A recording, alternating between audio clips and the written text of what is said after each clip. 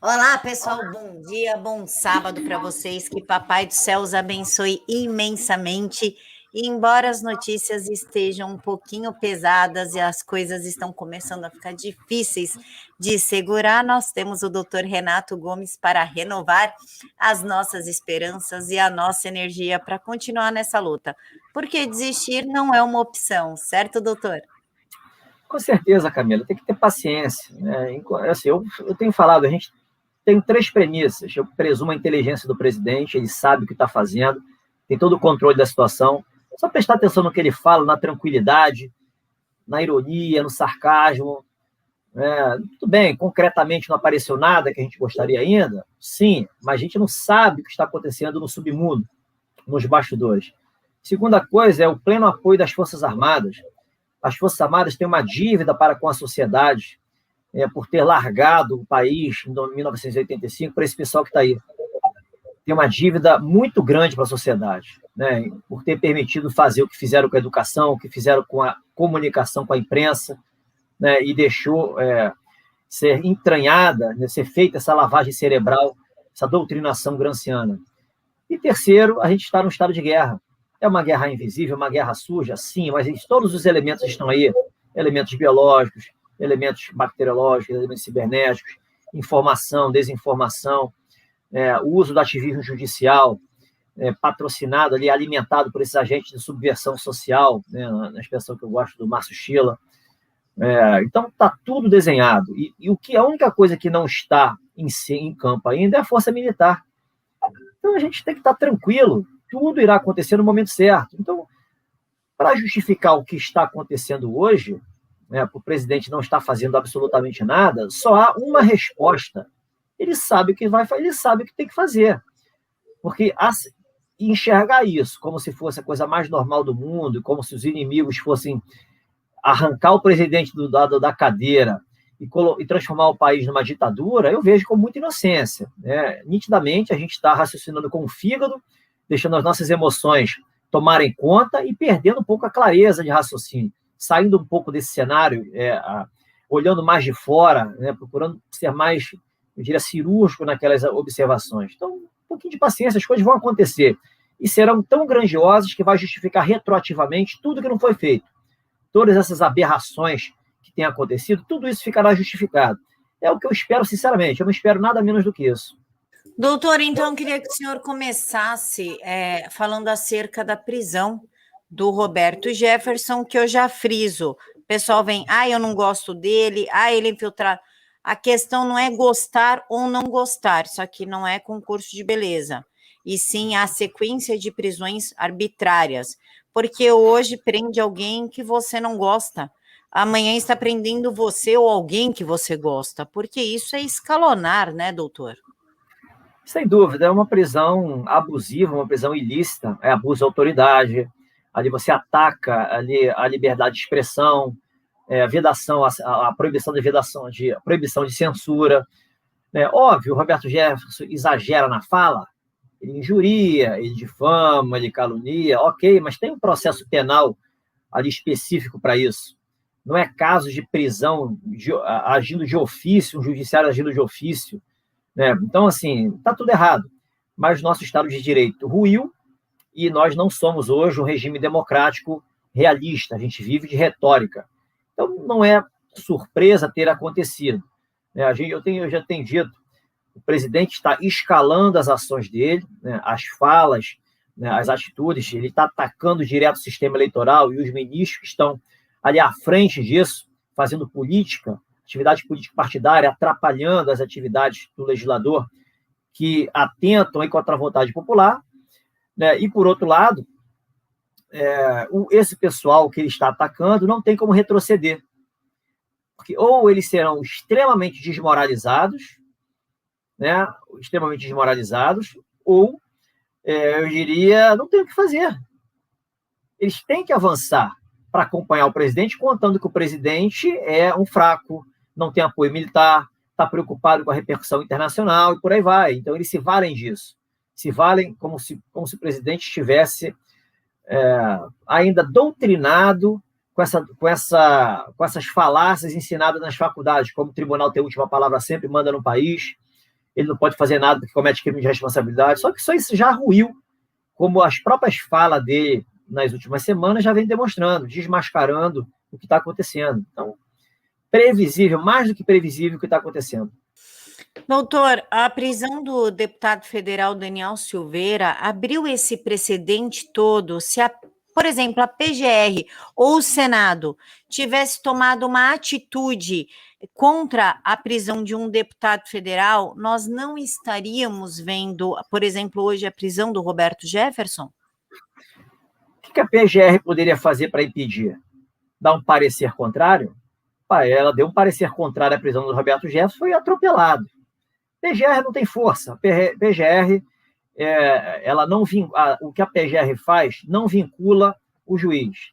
O Ministério Público não vincula o juiz, é apenas uma opinião, uma opinião jurídica ali para embasar, até ajuda às vezes nas decisões do juiz, mas não vincula. Então, a PGR não resolve absolutamente nada. O que resolve, sim, é a polícia passar a ser polícia de Estado e não polícia particular atendendo interesses escusos. Isso resolve. Polícia passar a ser polícia de Estado. O presidente da República passar a exercer o poder que ele tem para manter, defender e cumprir a Constituição, impedindo esses avanços, essas rupturas que estão sendo constantes. Eu diria que a ruptura já houve, mas esses atentados contra as leis e a Constituição constantes poderia fazer.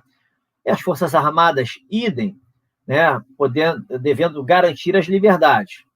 O último discurso do Bolsonaro, vale a pena frisar, que ele falou que a nossa pátria está sendo ameaçada por dentro, né, atacada por dentro pelos inimigos da pátria. Então, consciência eles têm. Né? Inclusive o Aras, que está se portando muito bem nessa história, se atendo à Constituição, já disse que o presidente não cometeu crime nenhum, se ateve à liberdade de expressão, idem o Roberto Jefferson. Agora, o desfecho dessa história a gente tem que ver. Né? Falta ainda um pouquinho de tempo. Até 7 de setembro eu diria que vai ser o termômetro. Mas como está, não será surpresa se acontecer alguma coisa antes.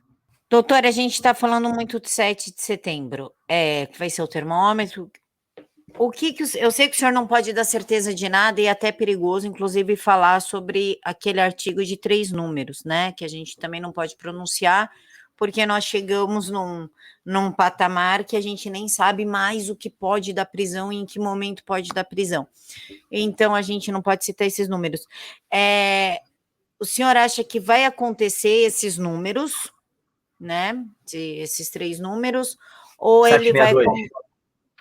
Isso, por 762, pronto. Ou ele vai tentar de uma outra forma antes de chegar a isso, tipo com uma LGO. GLO faz parte do 762. GLO integra o 762. GLO é uma das situações onde o 762 é empregado. O Bolsonaro, ele não tem... O que ele pode fazer, sim, são decisões que menos invasivas do que o 762. Colocar ordem na Polícia Federal, né, dando respaldo a esses agentes federais para não cumprir ordens absurdas. Isso ele pode fazer. Se os agentes descumprirem, há processo administrativo. Acaba a polícia privada, né, que atende às ordens do judiciário. Isso ele pode fazer. Fazer decretos reconhecendo inválidos determinadas decisões judiciais que escancaradamente violam a Constituição, e dali determinando ações para impedir abuso, ele pode fazer. Nesse caso, o decreto seria um parâmetro para uso das forças do 762, caso aquelas violações, aqueles abusos cometidos por essas decisões ilícitas continuassem. Pode fazer. Ele pode prender em flagrante, ele pode usar, né, para a GLO, determinar o uso das forças militares em determinadas localidades onde estão havendo abusos por parte de políticos, por parte de prefeitos. Então, tem muita coisa que ele poderia fazer. Ele pode usar uma comunicação com um discurso diferente, né, que coloque receios nas pessoas, não é ameaça, mas que fale de uma forma como ele nunca falou, de uma forma estratégica, uma comunicação. Ele tem meios para fazer diferente. Mas como ele não tem feito, tem acontecido essas coisas. Mas o artiguinho 762, metaforicamente falando, dentro dessa ideia de sistema de freios e contrapesos, é aquilo que dá poder ao presidente para que ele cumpra o compromisso assumido no ato da posse, lá no artigo 78. Manter, defender e cumprir a Constituição, garantir a unidade da federação e a integridade territorial. Né? É esses 3 numerozinhos que dão poder a ele para isso. Por isso que ele é chefe supremo das Forças Armadas. Agora, se vai ocorrer, como o país está hoje, é mais certo. Eu não diria que é mais certo do que 2 e 2 são 4. Né? Eu diria que é como se, vamos imaginar que, como é que você criou o 2 mais 2 são 4. É mais do que mais certo que 2 e 2 são 4, porque não há solução para o Brasil. A gente está no estado ali... Olha, o gatilho já foi puxado há muito tempo, o ponto de inflexão está muito próximo. Doutor, o Mourão também falou a respeito da prisão. Não falou como as pessoas esperavam, né? Queriam que ele batesse na mesa e gritasse, e reclamasse, mas ele falou, ficando errado esse negócio aí de prender todo mundo, né? Como o senhor analisa? Porque o militar, ele fala muita coisa em meias palavras, né? Você fica meio tipo, mano, eu vou interpretar isto, né? O que ele quis dizer com isso? Do tipo, olha, STF, bem menos. Camila, eu vou falar assim, eu tenho minhas dúvidas em relação de como seja o relacionamento dele com o Bolsonaro. Fala que o Bolsonaro não gosta dele, que ele não é convidado para as reuniões de ministros. Eu tenho minhas dúvidas se isso é sério mesmo ou se é algum fingimento, alguma estratégia diante desse cenário de guerra. O que o Mourão faz? Tem feito. Ele tem um discurso que contraria o governo, fala da maior cara limpa, como se fosse o maior inocente, alimenta a esquerda bate no governo, abusa, avança com base no discurso que ele faz, como se ele fosse um cara para puxar o tapete do presidente a qualquer momento, como se ele fosse uma terceira via. E, às vezes, ele fala pró-governo. Foi quando ele disse para o Gilmar Mendes, chamou o presidente de genocida, ele falou, pelo menos o cara vem de Portugal para falar aqui no Brasil, né? Entendeu? Então, ele fala algumas coisas interessantes. Então, eu tenho essa dubiedade em relação a gente estar nesse estado de guerra, que é uma premissa que eu adoro. Eu tenho amigos que conhecem, já serviram com o Mourão, e falaram que ele é um cara linha duríssima, né? Um cara muito bom, linha duríssima. O próprio Bolsonaro, isso, vocês estão falando do Mourão, o Mourão é muito pior do que eu, né? Linha dura. E ele nunca demonstrou, é bem esse vaselina aí que estava aparecendo. Essa declaração do Mourão hoje, assim, o que passou na minha cabeça é o seguinte, não é possível. Ou é um general 4 estrelas muito patético, entendeu? Muito patético, ou ele está falando estrategicamente, está falando de uma forma sutil ali, dizendo que isso não pode ficar assim. Então, assim, foi a leitura que eu fiz. Eu não consigo aceitar o Mourão como um cara patético e ridículo. Eu me recuso. Eu dou o benefício da dúvida sempre. Sendo do general 4 estrelas, que fez aquela declaração forte em 2017 de aproximações sucessivas, deu aquela entrevista lá para a Miriam Leitão na Globo News, né, na época dos debates de 2018. Aí ele falou, isso seria um autogolpe. Que seja um autogolpe. E ele falou que o Usta era o herói dele. Mas seu herói mata. Mas quem disse que o herói não mata? Qual é o herói que não mata? Entendeu? Então, assim, qual Mourão é o que está aí? Para mim, é a mesma pessoa. Apenas ele está representando. Porque nós estamos em guerra e uma das estratégias de guerra é a desinformação. Ele não está mentindo, mas ele está falando de uma forma patética. De uma forma ali como se realmente tivesse tudo normal, como se fôssemos democracia, e esse pessoal realmente estivesse agindo dentro das regras do jogo. Esse Mourão, para mim, não cola com a declaração de hoje. Para mim, isso aí é estratégia. Renato, estão falando, né? Um jornalista da CNN está falando que o próximo alvo de Alexandre de Moraes é o Carlos Bolsonaro, vereador do Rio de Janeiro e filho do presidente da República. Ele chegaria a tanto? Não duvido. Não será surpresa para mim. Não, isso aí não será surpresa. Eu diria que seria o máximo onde ele poderá ir. a partir dali ele vai ter que ir para cima do presidente. Isso aí ele não vai ter condições de fazer. O máximo que ele poderá ir será para cima da família do presidente. A questão é, ele irá? Ele irá? Não vejo como sendo impossível.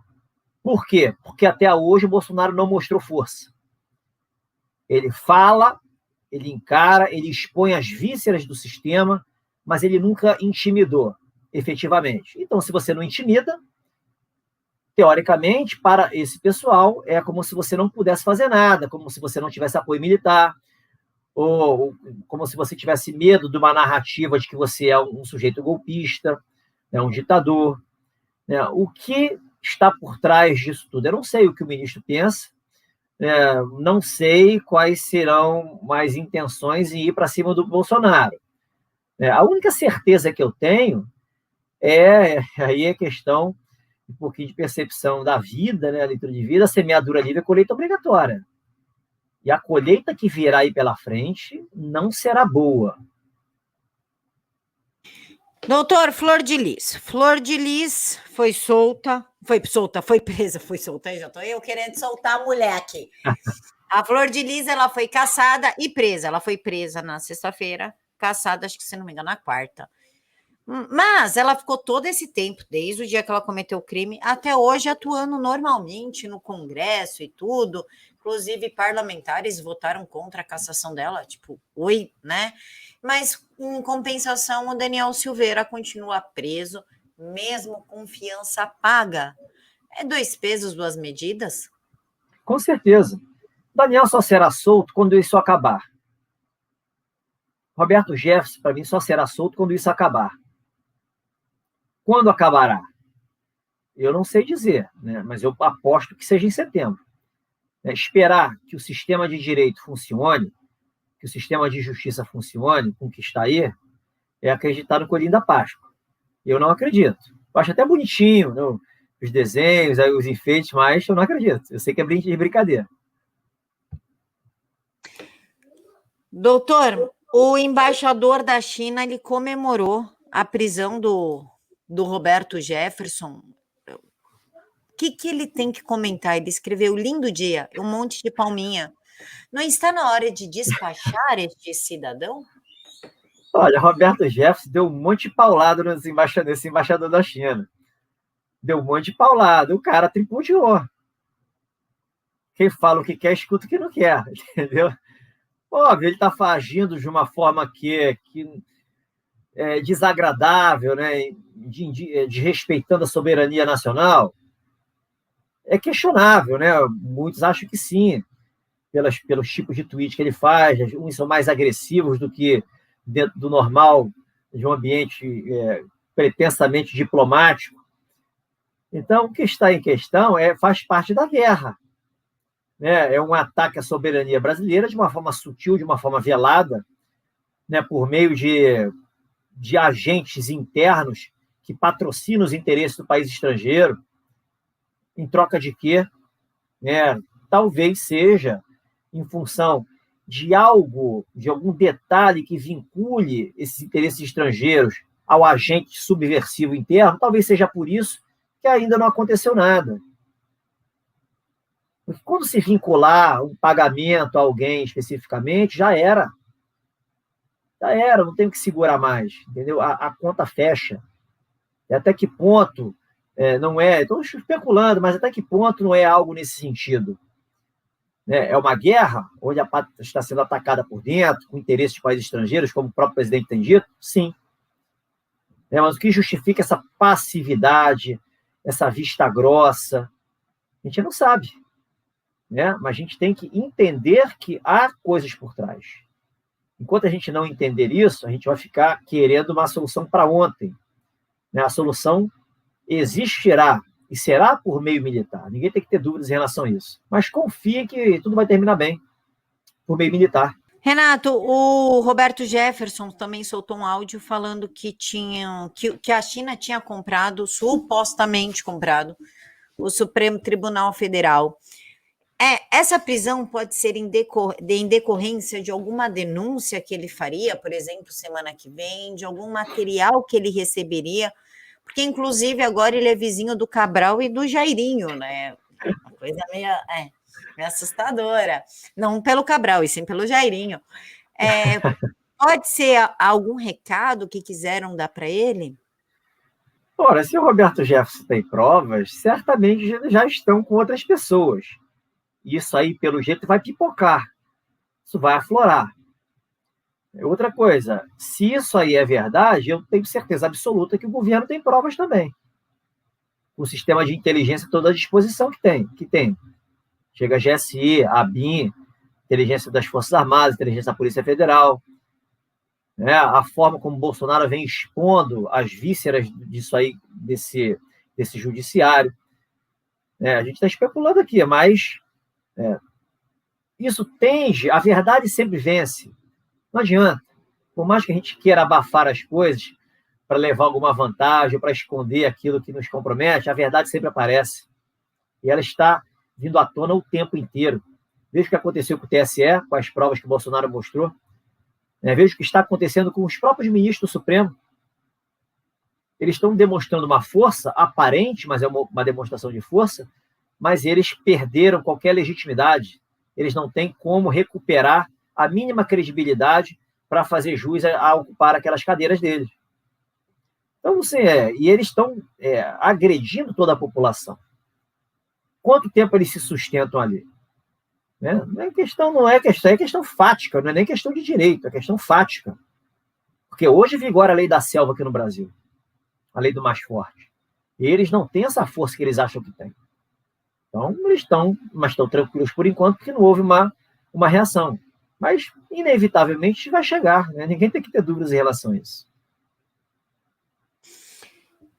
Renato, Rodrigo Pacheco, presidente do Senado, está sendo pressionado a se posicionar sobre a prisão do Roberto Jefferson. Inclusive, o Silas Malafaia chamou Pacheco de covarde por não querer pautar o impeachment de Alexandre de Moraes.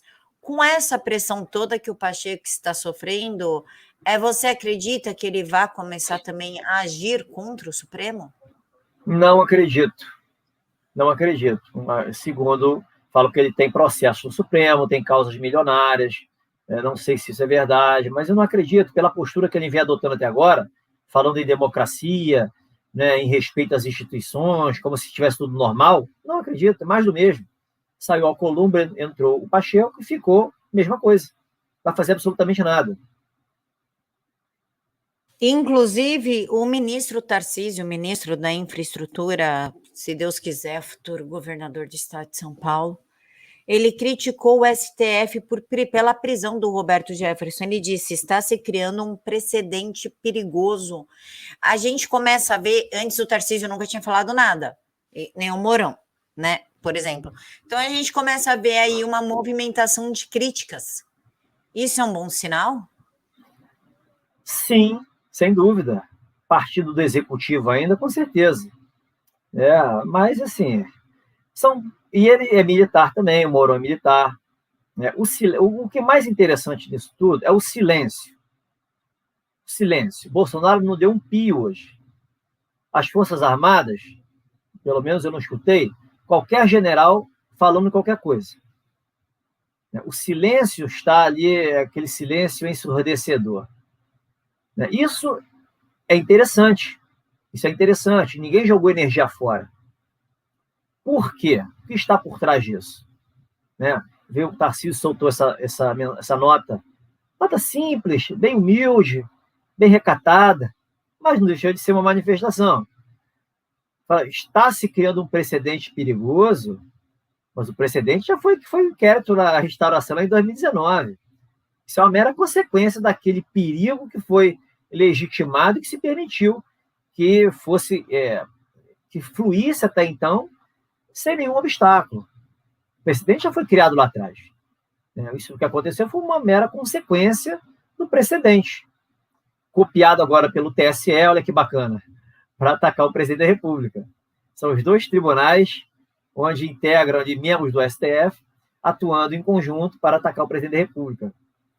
Esse precedente aí, eu diria que nasceu morto, porque o alvo deles está errado, que é o Bolsonaro. E como não chega o Bolsonaro, estão pegando ali aquelas peças aleatórias ali ao redor, né? Para mostrar uma força que eles de fato não têm. Renato, terça ou quarta-feira, o Alexandre de Moraes se reuniu aqui em São Paulo com o Rodrigo Maia e o Rodrigo Garcia, vice-governador aqui de São Paulo. Logo depois, o TSE apresentou uma queixa-crime contra o presidente no STF por ter vazado o inquérito sigiloso do TSE sobre a invasão nas urnas de 2018. Nós podemos afirmar ou concluir que existe uma rede entre governadores, vice-governadores, deputados, afinal, o Rodrigo Maia é do Rio de Janeiro, não tinha que estar aqui em São Paulo, tá? Só para deixar claro isso. Para tentar derrubar o presidente de todas as formas possíveis? Camila, a intenção, eu diria que essa aí é fácil de a gente deduzir. A intenção de derrubar o presidente é inquestionável. Mas eu vejo esses encontros como coisas de gente inocente. Bolsonaro só cai se ele aceitar o que está aí como sendo uma coisa legítima, uma coisa constitucional. E ele já derrubou esse sistema, ele já escancarou as vísceras disso daí.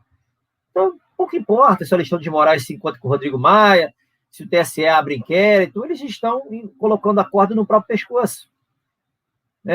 Ou encontro ali, ou encontro político, isso é feio para o juiz fazer isso, é atividade político-partidária, crime de responsabilidade, mas tanto faz, tanto fez, né? Eles são impunes até então. Mas isso apenas reforça a convicção do presidente, a certeza do presidente, quando ele fala que daqui da minha cadeira só Deus me tira.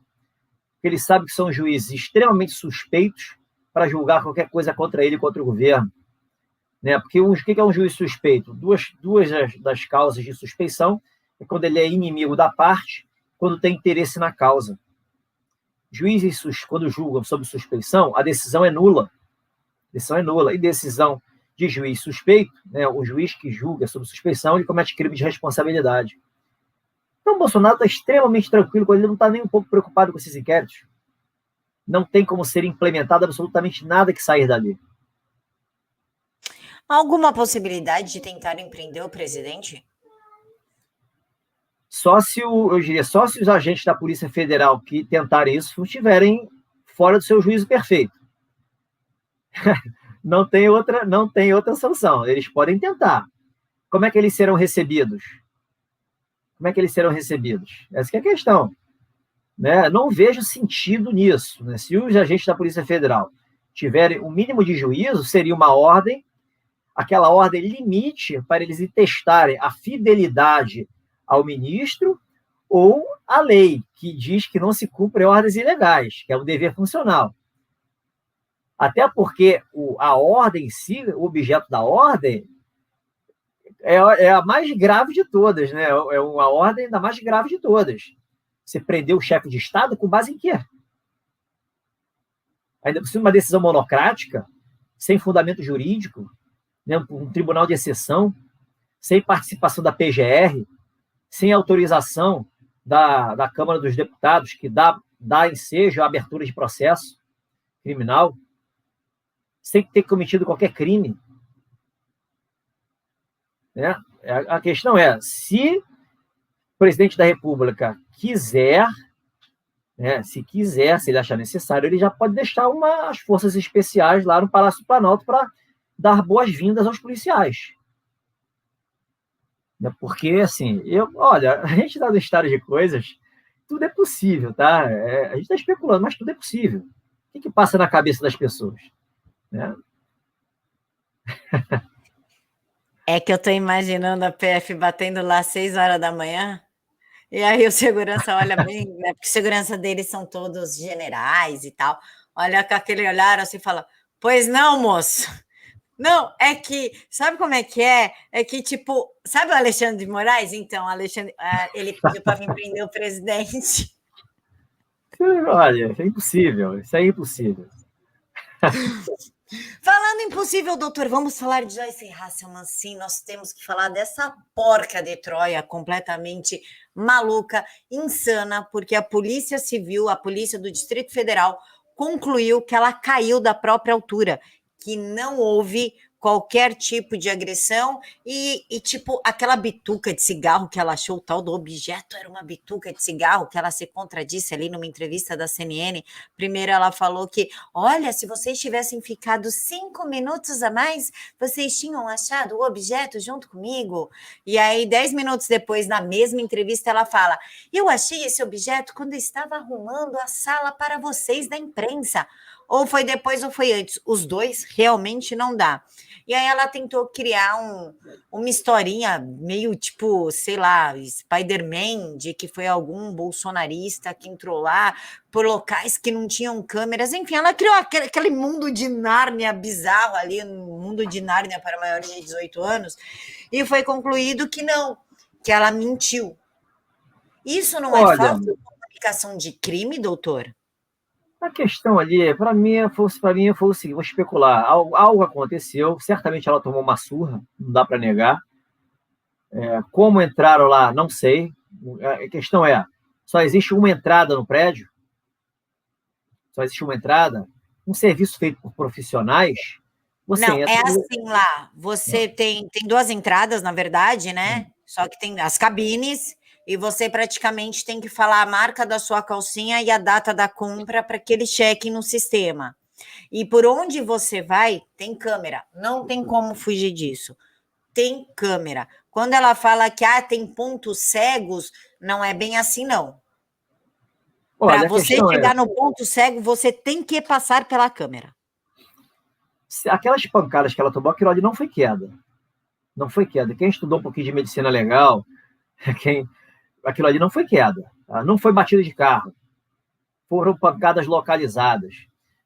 Mas terminou, eu diria, de modo agradável para todas as partes. Por quê? Ela teve que fazer o registro da ocorrência. Como é que ela iria trabalhar toda quebrada? Nada. Ela teve que fazer o registro da ocorrência. Ela fez na Polícia Legislativa, porque, obviamente, que era mais simples de encerrar o caso.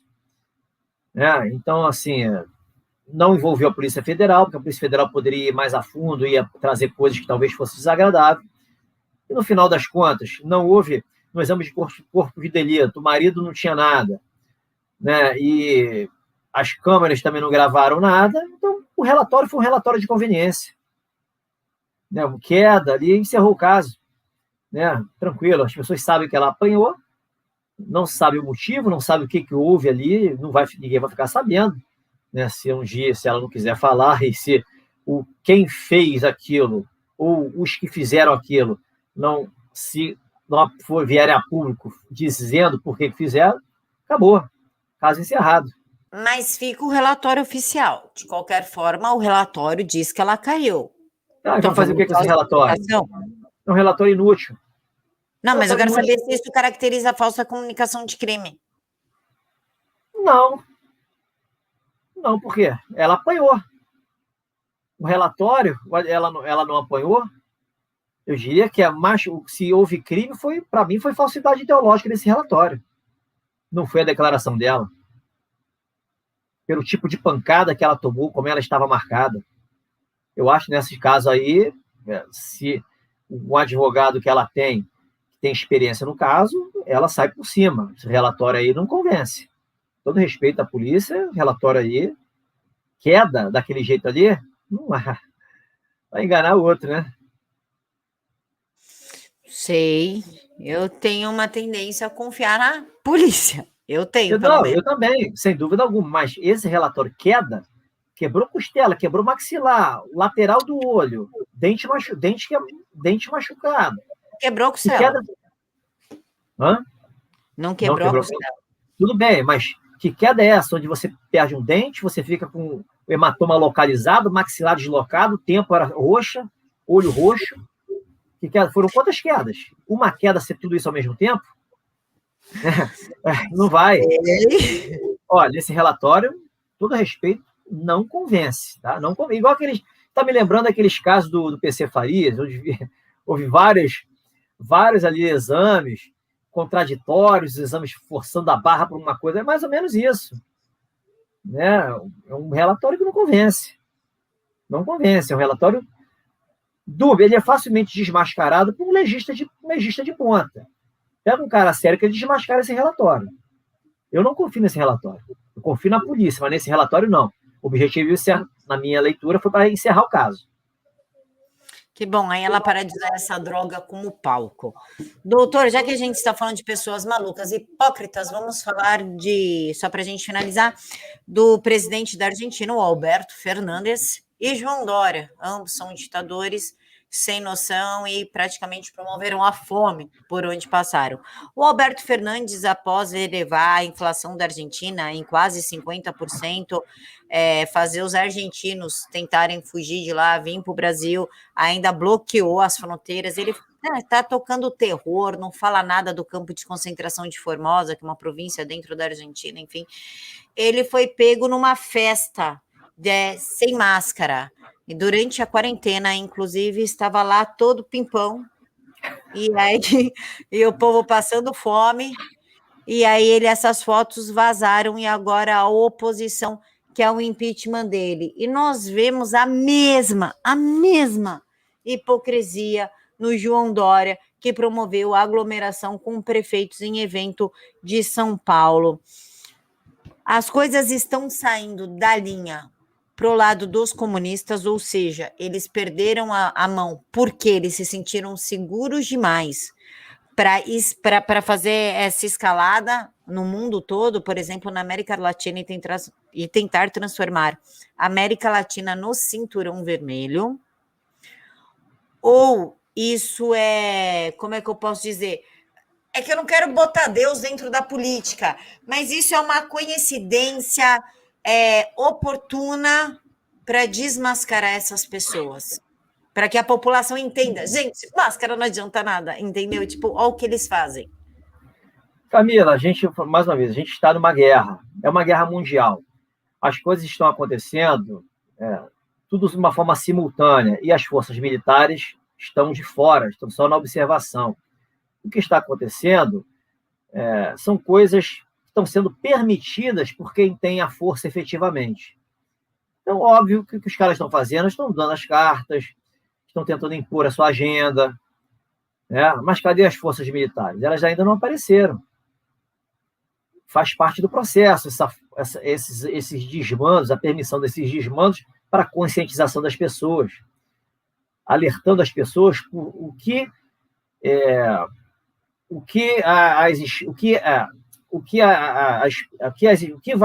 elas vão esperar caso esse pessoal imponha essa agenda de uma forma definitiva. Isso é um alerta. Por que está acontecendo isso na Argentina? A Argentina é pior porque o presidente é do lado do mal, né? Mas aqui no Brasil, qual é a tentativa deles? Aqui no Brasil, a gente não vai chegar nem perto da Argentina, tá? Mas a intenção é a mesma. Então, isso aí vai passar, a Argentina vai sair daquilo, eu tenho certeza disso. É provisório. Que os anjos digam amém, doutor, que o Brasil não vai passar nem perto de ser uma Argentina. Não, doutor, de jeito nenhum. Por gentileza, suas redes sociais para que o pessoal possa te seguir. Renato R. Gomes está lá no Telegram, num bom perfil, no Getter, aqui no YouTube também. O Instagram Renato R. Gomes Oficial, Twitter Renato R. Gomes Off 1. Doutor, quando o senhor vai fazer live? Vai começar a fazer domingo, não é? Eu estou pensando em começar a fazer aos domingos, em 8h30 ou 9 horas da noite. Ainda não decidi o horário. 9 horas da noite acho que é um horário bom.